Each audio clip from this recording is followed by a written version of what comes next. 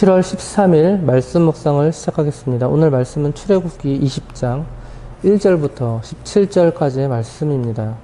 하나님께서는 이스라엘을 자신의 백성으로 삼아 주셨습니다. 그들을 출애굽시키셨고 이제는 그들에게 하나님의 백성으로 어떻게 살아야 하는지에 대한 그 말씀, 즉 율법, 하나님의 법규를 제정해 주셨습니다. 그것이 바로 십계명입니다. 율법이고 말씀이었습니다.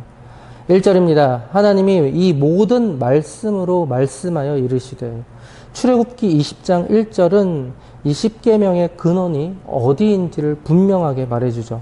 어떤 학자들은 이 십계명이 이 모세가 애굽의 도덕들 중에서 몇 가지를 발췌해서 만들었다 이렇게 주장합니다. 그러나 절대 아니죠. 십계명의 기원은 오직 하나님께 있습니다. 하나님이 이 모든 말씀으로 말씀하여 이르신 것이죠. 2절입니다. 나는 너를 애굽 땅 종 되었던 집에서 인도하여 낸 내 하나님 여호와니라. 하나님께서 율법을 명령하시기 전에 한 가지를 분명하게 말씀해 두고 계신 부분이 있는데요. 바로 이스라엘이 자신이 누구인지를 명확하게 알라는 거예요. 이스라엘은 애굽에 종살이를 했던 노예들이었습니다. 그리고 더 나아가서 이들을 이끌어내신 분이 누구인지를 명확히 하라는 거예요. 그런 노예들을 최강국 이 애굽으로부터 인도하여 내신 분이 바로 나 하나님이다 라는 겁니다. 3절입니다. 너는 나 외에는 다른 신들을 내게 두지 말라. 그러고 나서 하나님께서 드디어 이스라엘 백성에게 십계명을 말씀하셨습니다. 너는 나 외에는 다른 신들을 내게 두지 말라. 이것이 바로 첫 번째 계명이었습니다. 이스라엘 백성은 절대로 하나님 이외에는 그 무엇이나 아니면 하나님과 대립되는 그 무엇을 하나님보다 더 사랑해서는 안 되었습니다. 4절 너를 위하여 새긴 우상을 만들지 말고 또 위로 하늘에 있는 것이나 아래로 땅에 있는 것이나 땅 아래 물속에 있는 것에 어떤 형상도 만들지 말며. 두 번째 계명은 우상 숭배를 하지 말라는 그런 금지 계명이었습니다. 히브리 역사를 찾아보면 그들은 돌, 금, 또 은, 나무 등으로 우상을 새긴 그런 기록이 많이 있습니다. 하나님께서는 이 히브리인들이 가나안을 점령하기 이전에 다른 것들보다 우선적으로 팔레스틴 땅에 범람하는 이 우상 숭배를 금지시킨 것입니다. 우상은 인간의 이기심이 만들어낸 인위적인 그런 산물이죠. 그렇기 때문에 이것은 자연적으로 하나님과의 관계를 멀어지게 합니다. 그래서 하나님께서는 하늘에 있는 것, 즉 날아다니는 짐승, 또 해, 달, 별 또는 땅에 있는 것, 즉 땅의 짐승이나 자연 만물, 그리고 물속에 있는 것, 물고기 등의 그런 바다 생물 또는 물, 모든 자연 만물을 우상의 대상으로 섬겨서 그들을 형상화하지 말라 이렇게 말씀하신 것이죠. 5절입니다. 그것들에게 절하지 말며 그것들을 섬기지 말라. 나 내 하나님 여호와는 질투하는 하나님인즉 나를 미워하는 자의 죄를 갚되 아버지로부터 아들에게로 3, 4대까지 이르게 하거니와. 여기서 절하지 말라는 것은 단순히 몸을 굽히는 행위뿐만 아니라 마음속으로 대상을 향하여 찬양을 하거나 경배를 하는 등의 모든 것들을 뜻하는 말입니다. 6절입니다. 나를 사랑하고 내 계명을 지키는 자에게는 1000대까지 은혜를 베푸느니라. 앞서 하나님께서는 자신을 미워하는 것에 대한 대가로 3, 4대까지 죄값을 치르게 하시겠다 말씀하셨지만 반면에 자신을 사랑하고 계명을 지키는 자에게는 1000대까지 은혜를 베푸시겠다 말씀하셨습니다. 이처럼 하나님의 공의에 대한 배후에는 그의 창조물인 인간에 대한 짙은 그런 사랑이 깔려 있음을 알 수가 있죠. 7절입니다. 너는 내 하나님 여호와의 이름을 망령되게 부르지 말라. 여호와는 그의 이름을 망령되게 부르는 자를 죄 없다 하지 아니하리라. 세 번째 계명은 여호와의 이름을 망령되게 부르지 말라는 그런 계명입니다. 이름은 매우 중요하죠. 우리나라도 아이의 이름을 짓기 위해서 부단히 애를 씁니다. 그런데 히브리인들은 더하죠. 그들에게 있어서 이름은요, 매우 중요한 의미를 갖습니다.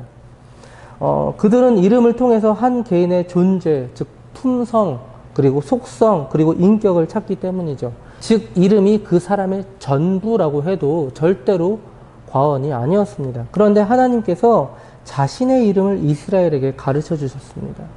이처럼 하나님은 자신의 모든 것을 이스라엘에게 다 드러내 주신 것이죠. 자신의 여러 이름을 통해서 자신의 품성과 속성을 인간들에게 전부 보여주신 것입니다. 따라서 인간은 마땅히 순수하고도 진실한 기도와 찬양, 그리고 감사 등의 그 여호와의 이름을 합당하게 사용해야 됩니다. 여러분 혹시 그거 아십니까? 지저스, 크라이스트, 아니면 붙여서 지저스 크라이스트, 무슨 뜻인지 아세요? 영어로 바로 예수님이죠. 그런데 이 미국인들 사이의 대화 속에서 이 단어들은 욕으로 통하고 있습니다. 매우 충격적이죠. 이처럼 저주나 악담, 그리고 농담이나 희롱 등의 함부로 여호와의 그 이름을 발설해서는 안 된다라는 것입니다. 8절, 9절, 10절, 11절입니다. 안식일을 기억하여 거룩하게 지키라. 엿새 동안은 힘써 내 모든 일을 행할 것이나 일곱째 날에는 내 하나님 여호와의 안식일인즉 너나 내 아들이나 내 딸이나 내 남종이나 내 여종이나 내 가축이나 내 문 안에 머무는 객이라도 아무 일도 하지 말라. 이는 엿새 동안에 나 여호와가 하늘과 땅과 바다와 그 가운데 모든 것을 만들고 일곱째 날에 쉬었음이라. 그러므로 나 여호와가 안식일을 복되게 하여 그 날을 거룩하게 하였느니라. 네 번째 계명은 바로 안식일을 지키는 것입니다. 10절에 보시면 이 날은 아무 일도 하지 않는 날입니다. 그런데 정말로 그럴까요? 그래서 전통적인 이 유대인들은 처음 이 규례를 바보처럼 문자적으로 적용해서 지켰습니다. 그 결과 어떤 일이 일어났을까요? 정말 끔찍한 일이 일어납니다.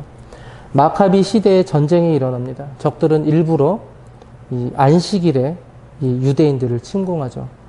이 유대인들은 이 안식일에는 절대로 아무것도 해서는 안 되었습니다. 그들은 방어도 하지 않았고 그들은 공격도 하지 않았습니다. 결국에 어떻게 되었을까요? 이들은 몰살당했습니다. 그런데 예수님은 안식일에 병자를 고치시거나 밀 이삭을 잘라먹는 것과 같은 일들을 하셨습니다. 왜일까요? 이러한 명령이 뜻하는 바 진정한 목적이 어디에 있는지를 알 수 있다는 것입니다. 즉, 이 안식일에 세속적인 일을 쉬고 오직 거룩한 생활을 힘쓰도록 하는 데 목적이 있다는 거예요. 결코 선한 일조차 금하거나 기본적인 그런 식생활을 해결하는 것조차 금하는데 그 목적이 있는 것이 아니었습니다.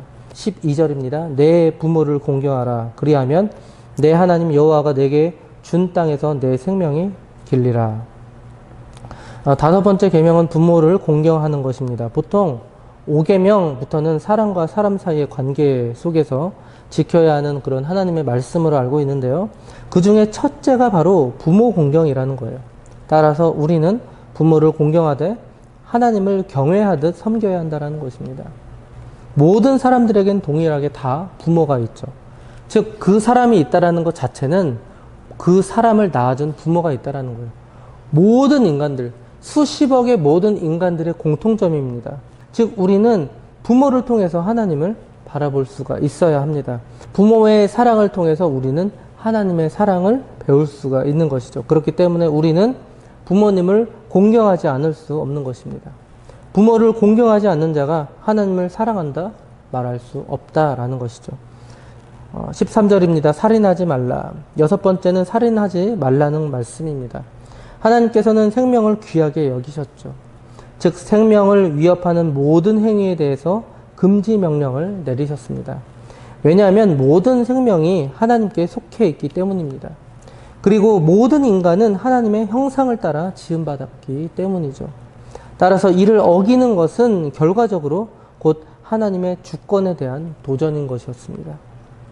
14절입니다. 간음하지 말라. 일곱 번째 계명은 간음하지 말라는 말씀입니다. 하나님께서는 천지 창조 시에 자신의 아름다운 창조 질서를 따라 한 남자와 한 여자를 만드셨죠. 그리고 이들이 한 몸이 되는 성스러운 그런 체제를 통해서 그리스도와 이 교회의 연합을 바라보게 하셨습니다. 따라서 이 성스러운 연합체를 파괴하는 간음 행위, 즉 부부가 아닌 이 남녀가 범하는 강간이나 간통, 그리고 동성애 등과 같은 모든 그런 간음 행위는 단순히 성범죄 차원을 떠나서 신성 모독하는 중대한 범죄 행위라는 것입니다. 특히 오늘날 성윤리가 심각한 위협을 받고 있는 시대입니다. 이 시대 속에 살고 있는 우리 모두가 이 부분에 대해서 더욱더 유념해야 할 것입니다. 15절 도둑질 하지 말라. 여덟 번째 계명은 이웃의 재산권 보호에 대한 명령입니다. 그런데 성경에서는 이 도둑질의 개념을 조금 더 확대 해석합니다. 단순히 훔치는 영역을 벗어나서 피땀 어린 노력의 결과 없이 부당한 방법으로 부를 축적하는 그런 일체의 그런 행위를 모두 포함합니다. 또한 도둑질의 대상을 단순히 재산에만 국한시키지 않죠. 기술, 지식, 정보 등 인간의 삶의 모든 영역에 다 적용됩니다. 16절입니다.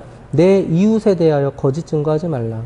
아홉 번째 계명은 거짓 증거하지 말라는 거예요. 그런데 여기서의 거짓 증거는 단순히 거짓말하지 말라라는 것이 아니라 이보다 법정에서 위증을 하지 말라는 겁니다. 왜냐하면 법정에서의 위증은 상대방에게 돌이킬 수 없는 해를 가하는 그런 행위였기 때문이죠. 예를 들어서 열왕기상 21장의 나봇의 포도원 사건은 이러한 위증죄의 가장 대표적인 경우에 해당됩니다. 그리고 예수님도 이러한 거짓 증거로 고소를 당하셨습니다.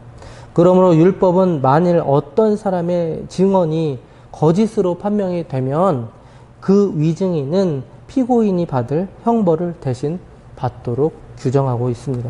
7절입니다. 내 이웃의 집을 탐내지 말라. 내 이웃의 아내나 그의 남종이나 그의 여종이나 그의 소나 그의 낙이나 무릇 내 이웃의 소유를 탐내지 말라. 마지막 10번째 계명은 인간의 탐욕에 대한 금지 계명입니다. 그런데 왜 탐욕 금지에 대한 이 계명을 10계명 마지막에 이렇게 위치시켰을까요? 왜냐하면 이 탐욕은 우상 숭배, 그리고 간음, 도둑질 및 기타의 모든 죄를 불러일으키는 그런 근원이 되기 때문이었죠. 그리고 이 계명은 구체적인 행동보다 훨씬 더 고차원적인, 즉 인간의 생각까지 그 규제의 대상으로 삼고 있다는 것입니다. 그렇기 때문에 이 10번째 계명은 인간의 마음까지 감찰하고 있는 그런 분이 계시다라는 그런 여호와 신앙 없이는 절대로 지킬 수 없는 그런 계명인 것입니다. 말씀을 마무리하겠습니다. 하나님께서는 하나님의 나라를 세우셨습니다. 나라의 기본 요소는 바로 영토, 국민, 법입니다. 하나님께서는 이스라엘을 백성으로 삼으셨고 그들을 가나안 땅으로 인도하고 계십니다. 백성이 해결됐고요. 땅이 해결되었습니다. 마지막으로 해결되어야 할 것이 있는데 바로 법이었죠. 즉 하나님께서는 이들에게 말씀으로 법을 제정해 주셨습니다. 비로소 하나님의 나라가 건설될 수 있게 된 것이죠. 우리는 하나님의 백성으로 하나님의 나라 안에 거하고 있습니다. 그런데 만약에 하나님의 말씀을 지켜 행하지 않는다면 우리는 그 나라에 합당한 백성이 될 수 있을까요? 절대로 아니죠. 그런데 그 하나님의 말씀은 우리의 생각보다 훨씬 더 고차원적입니다.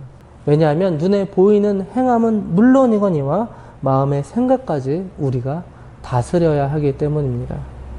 그래서 결코 쉽지가 않습니다. 그러나 이 쉽지 않은 영적인 싸움에서 우리는 날마다 승리해야 합니다. 오늘 하루도 우리의 마음까지 감찰하시는 그분 앞에 말씀을 온전히 행함으로 나아가시는 저와 우리 장자 가족들 되시기 바랍니다.